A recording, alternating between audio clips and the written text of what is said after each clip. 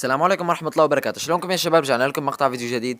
اليوم راح اعرض لكم فيه كيفية الكتابة بخط اكبر من الخط العادي بكلاش رويال، وراح اعرض لكم فيه مثلا كيف بنحضر هجوم بين اصدقاء من غير هو ما يبعث رسالة الهجوم. اول شيء راح نتكلم عن كيفية انه عمل الخط اكبر من الخط العادي. راح فرجيكم هلا مثل ما انكم شايفين هذا الخط العادي اللي قدامكم، هذا هو اللي بنبعته نحن وبنتداوله، وهذا الشيء عن الخط الكبير اللي راح نتعلم كيف بنعمله. اول شيء يا شباب، حتى تعمل خط كبير لازم اول شيء ما تكون حكيان من قبل، يعني تكون المحادثة جديدة. يعني انت هلق فايت حتى تحكي لحتى فيك تحكي بخط اكبر، يعني لازم تكون جديد. المحادثة لازم تكون جديدة.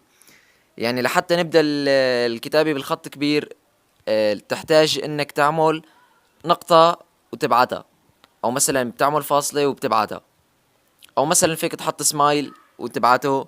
بس المهم تكون حرف واحد او حرف او نقطة وحدة او شغلة وحدة، يعني المهم. يعني هلق راح نجرب مثلا نعمل مثال قدامكم.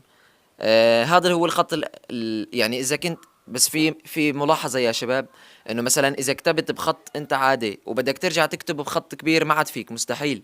يعني لازم تبدأ الخطوة بنقطة، ولازم تكون المحادثة جديدة. يعني هلق مثلا اذا بدنا نكتب بخط جديد وخط كبير، يعني بنبعت نقطة. شوف كيف وصلت النقطة، بنكتب مثلا مرحبا،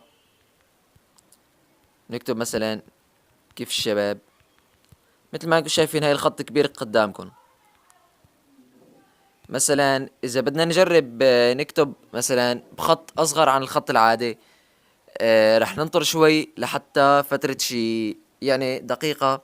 رح اعلمكم بهي الدقيقة هلق مثلا كيف بنحضر معركة ودية بين اثنين رفقات وباعتين هجوم. يعني مثلا هذه المعركة اللي صايرة قدام بين محمود وسام الطرطوسي. يعني كيف مثلا بدنا نحضر هذا الهجوم؟ اول شيء بتضغط على حرف الاي، تاني شيء بتضغط على مشاهدة من هون، وهيك رح تشوف انت المعركة الودية بينك وبين اصدقائك. هيك حتى فيك تشوف المعركة. هلق رح نشوف نرجع للمحادثة. مثل ما شايفين هلق نحن كتبنا بخط كبير. مثلا بعتقد انه بعد هذا الوقت بعتقد الوقت صار مناسب. رح ننتظر شوي لحتى يطلع لنا انه صار للمحادثة دقيقة. رح ننطر لنا بس شوي. بعتقد انه ما عاد رح تزبط. رح نكتب مرحبا. مثل ما انكم شايفين انبعت الخط صغير. مرحبا مرحبا. الخط صغير مثل ما انكم شايفين.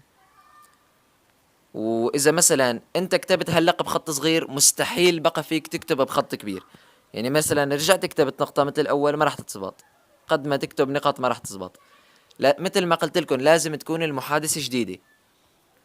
يعني هلق اذا بدك ترجع تكتب راح تنتظر لحتى يصير إلى دقيقة لهذه المحادثة.